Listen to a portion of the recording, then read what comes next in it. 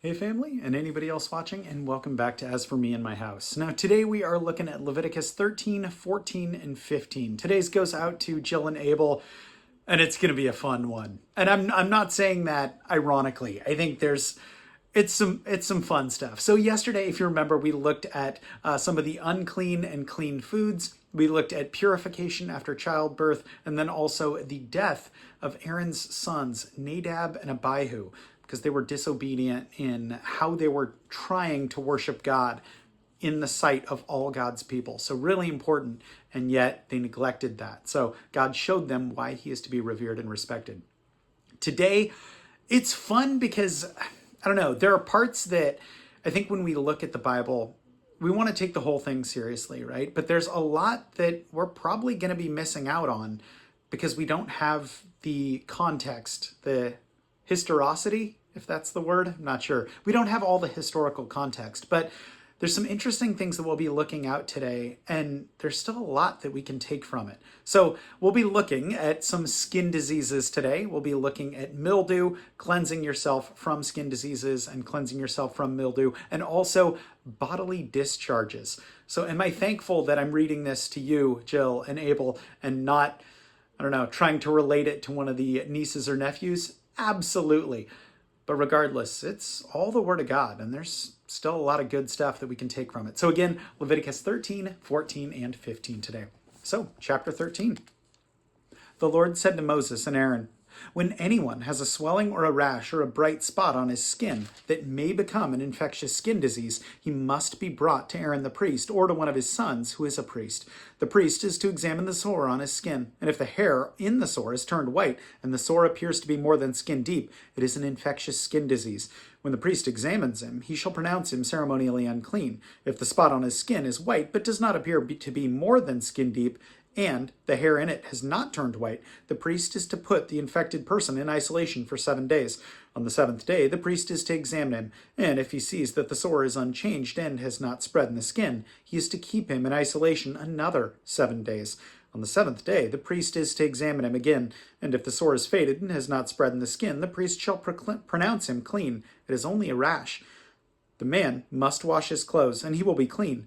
But if the rash does spread in his skin after he has shown himself to the priest to be pronounced clean, he must appear before the priest again. The priest is to examine him. And if the rash has spread in the skin, he shall pronounce him unclean. It is an infectious disease. When anyone has an infectious skin disease, he must be brought to the priest. The priest is to examine him, and if there is white swelling in the skin that has turned the hair white, and if there's raw flesh in the swelling, it is a chronic skin disease, and the priest shall pronounce him unclean. He is not to put him in isolation, because he is already unclean. If the disease breaks out all over his skin, and so far as the priest can see, it covers all the skin of the infected person from head to foot, the priest is to examine him. And if the disease has covered his whole body, he shall pronounce that person clean. Since it is all turned white, he is clean. But whenever raw flesh appears on him, he will be unclean. When the priest sees the raw flesh, he shall pronounce him unclean. The raw flesh is unclean. He has an infectious disease. Should the raw flesh change and turn white, he must go to the priest. The priest is to examine him, and if the sores have turned white, the priest shall pronounce the infected person clean. Then he will be clean.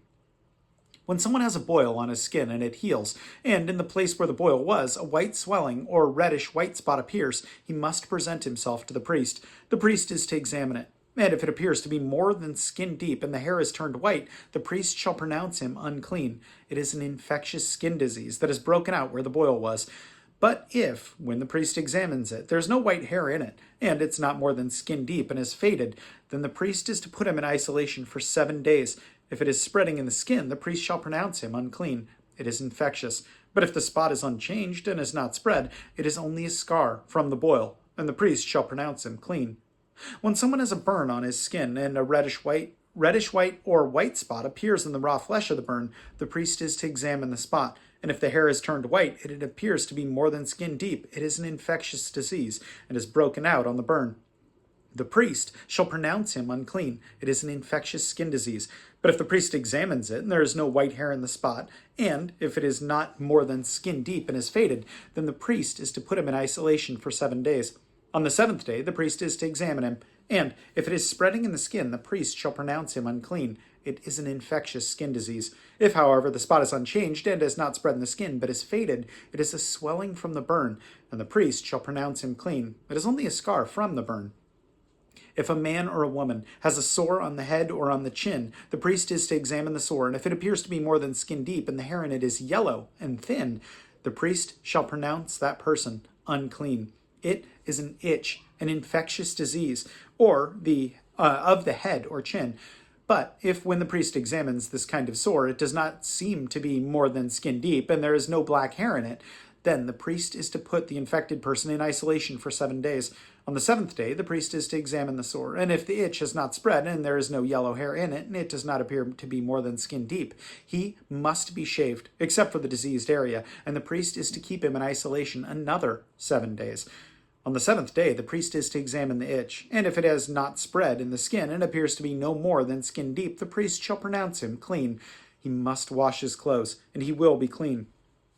But if the itch does spread in the skin after he is pronounced clean, the priest is to examine him, and if the itch has spread in the skin, the priest does not need to look for yellow hair. The person is unclean.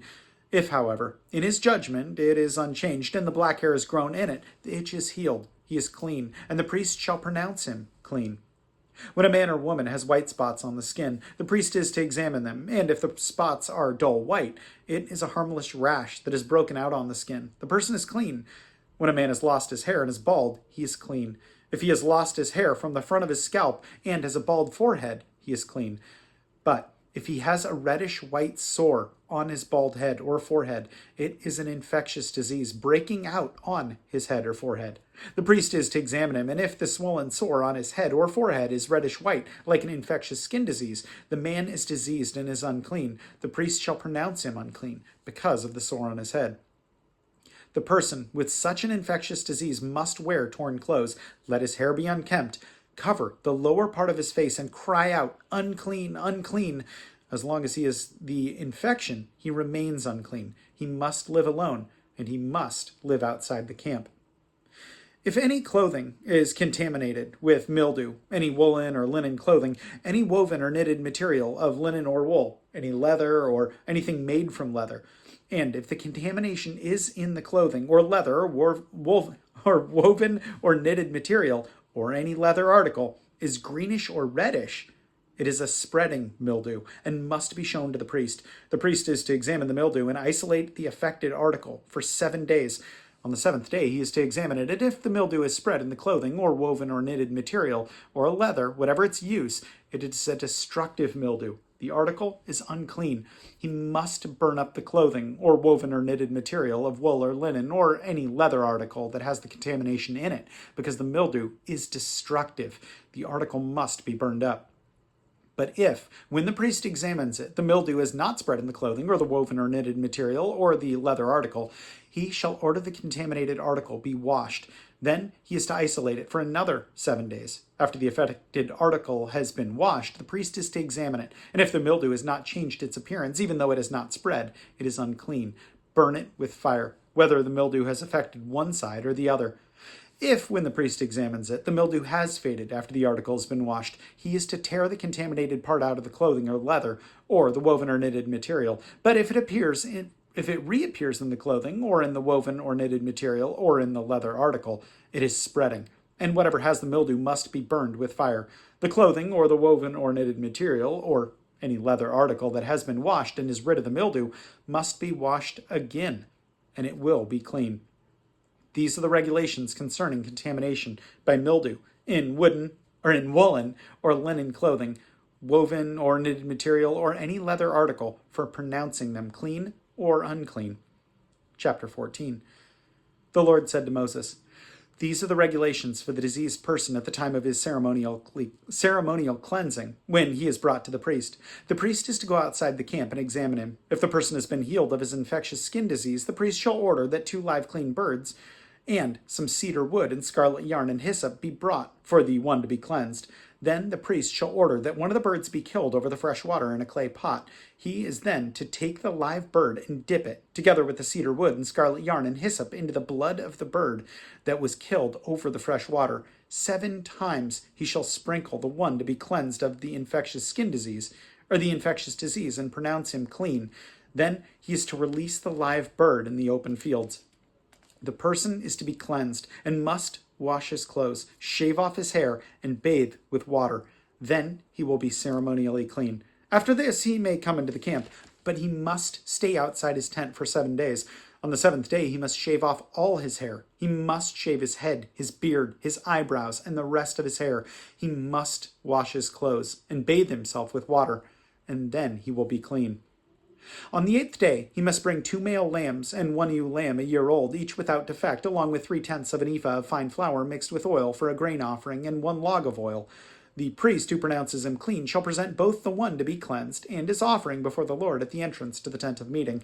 Then the priest shall take one of the male lambs and offer it as a guilt offering, along with the log of oil, and he shall wave them before the Lord as a wave offering. He is to slaughter the lamb in the holy place where the sin offering and the burnt offering are slaughtered. Like the sin offering, the guilt offering belongs to the priest. It is most holy. The priest is to take some of the blood of the guilt offering and put it on the lobe of the right ear of the one to be cleansed, on the thumb of his right hand, and on the big toe of his right foot. The priest shall then take some of the log of oil and pour it on the palm of his own left hand, dip his right forefinger into the oil in his palm, and with his finger sprinkle some of it before the Lord 7 times. The priest is to put some of the oil remaining in his palm on the lobe of the right ear of the one to be cleansed, on the thumb of his right hand, and on the big toe of his right foot, on the top of the blood of the guilt offering. The rest of the oil in his palm the priest shall put on the head of the one to be cleansed, and make atonement for him before the Lord. Then the priest is to sacrifice the sin offering and make atonement for the one to be cleansed from his uncleanliness. After that, the priest shall slaughter the burnt offering and offer it on the altar, together with the grain offering, and make atonement for him, and he will be clean. If, however, he is poor and cannot afford these, he must take 1 male lamb as a guilt offering to be waved to make atonement for him, together with 1/10 of an ephah of fine flour mixed with oil for a grain offering, a log of oil, and 2 doves, or 2 young pigeons, which he can afford, one for a sin offering and the other for a burnt offering. On the 8th day, he must present them for his cleansing to the priest at the entrance to the tent of meeting before the Lord. The priest is to take a lamb for the guilt offering, together with a log of oil, and wave them before the Lord as a wave offering. He shall slaughter the lamb for the guilt offering, and take some of its blood and put it on the lobe of the right ear of the one to be cleansed, on the thumb of his right hand, and on the big toe of his right foot. The priest is to pour some of the oil into the palm of his own left hand, and with his right forefinger sprinkle some of the oil from his palm 7 times before the Lord. Some of the oil in his palm he is to put on the same places he put on the blood of the guilt offering, on the lobe of the right ear of the one to be cleansed, on the thumb of his right hand, and on the big toe of his right foot. The rest of the oil in his palm the priest shall put on the head of the one to be cleansed, to make atonement for him before the Lord. Then he shall sacrifice the doves or the young pigeons, which the person can afford, one as a sin offering and the other as a burnt offering, together with the grain offering. In this way the priest shall make atonement before the Lord on behalf of the one to be cleansed. These are the regulations for anyone who has an infectious skin disease and who cannot afford the regular offerings for his cleansing.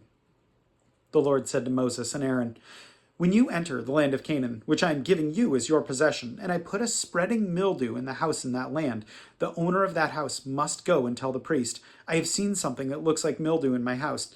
The priest is to order the house to be emptied before he goes in to examine the mildew, so that nothing in the house will be pronounced unclean.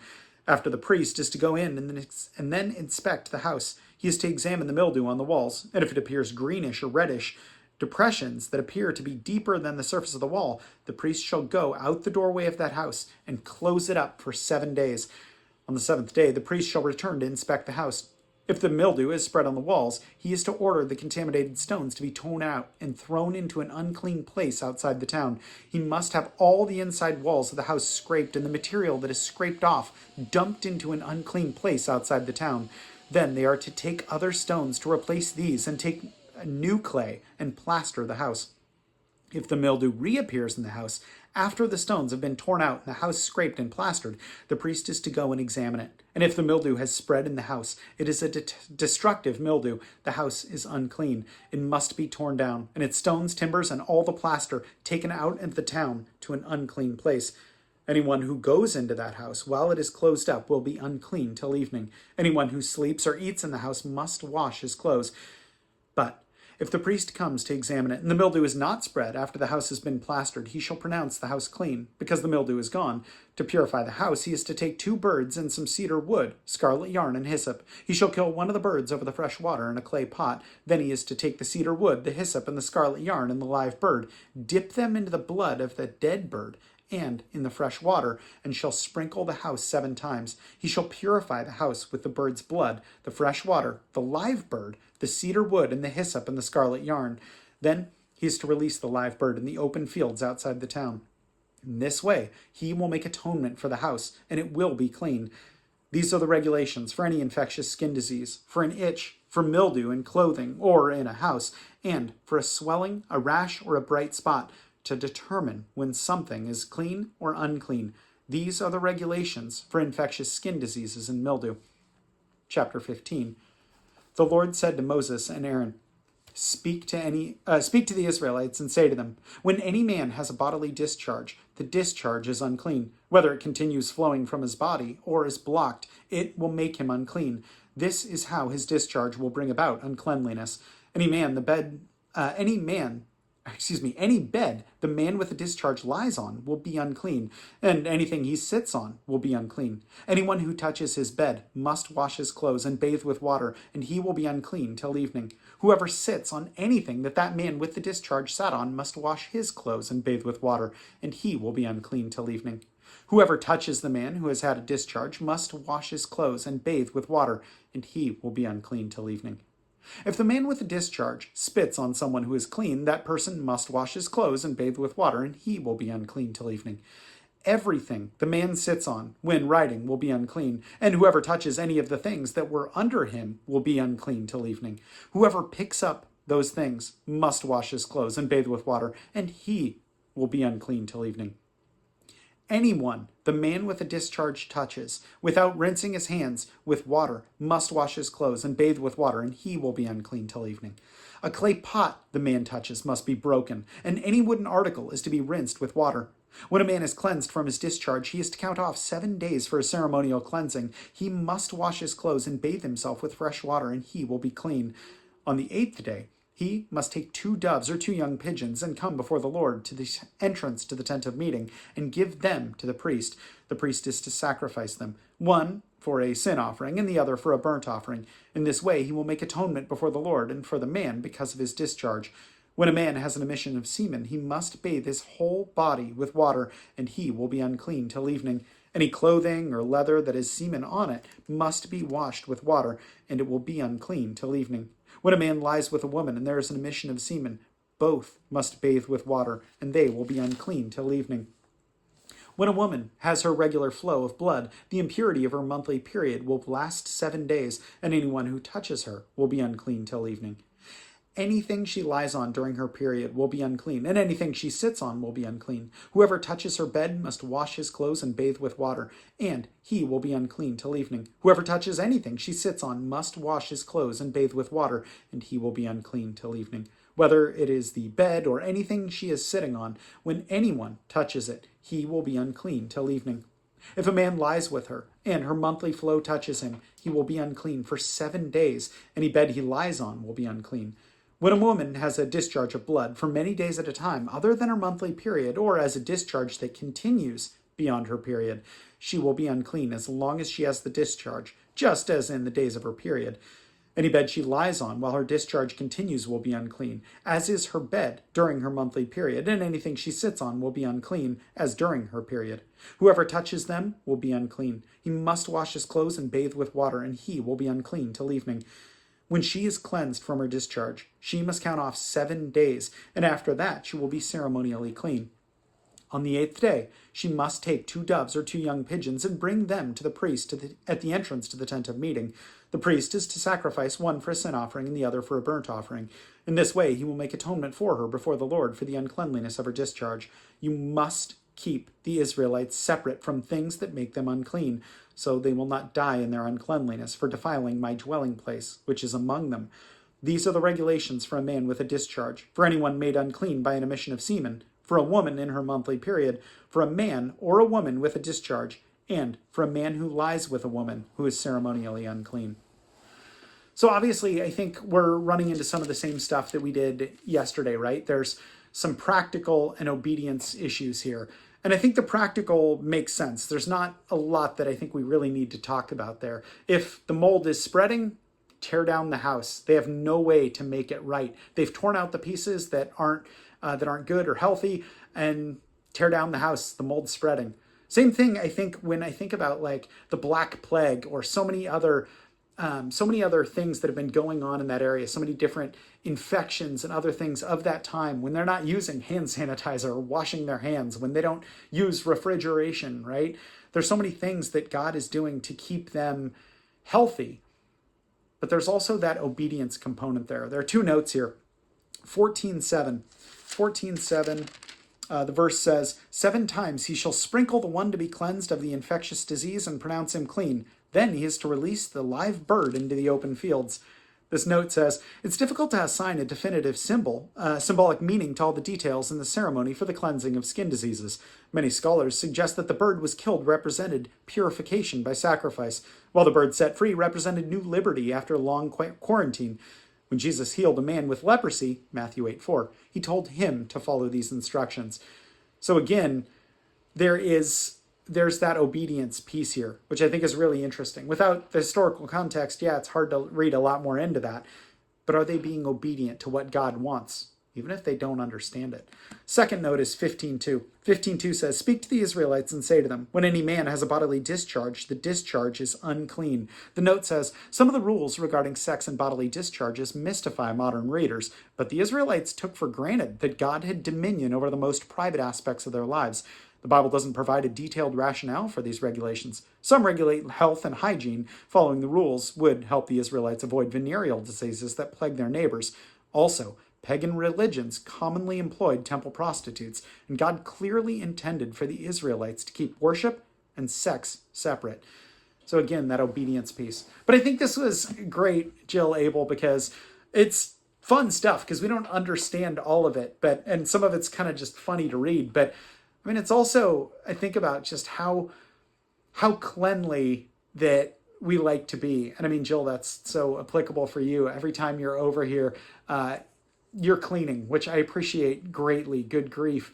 And I'm so thankful for it.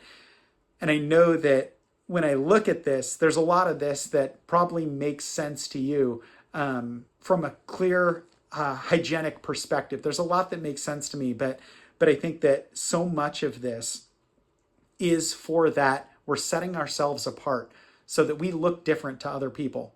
When people come into our house, when I come into your house, Jill, it is clean, it's immaculate, and there's a reason for that. Your health, yeah, but setting yourself kind of apart so it is presentable, right? It's worth praying about, so let's do it. God, I thank you that even when we don't understand all the historical context, God, that we know that you are good and we can trust you. Lord, help us to be obedient even when we don't understand. Help us to trust that everything that you do is for our good and for your glory, Lord. God, help us to be obedient when we don't understand. It's much easier to be obedient when we do, but help us to have that faith to be obedient when we don't. My God, I thank you for Jill and Abel, and that I can have fun whenever I'm around them, Lord. And I just thank you for the huge, huge blessing that they have been in my life. And in Jesus' name I pray. Amen.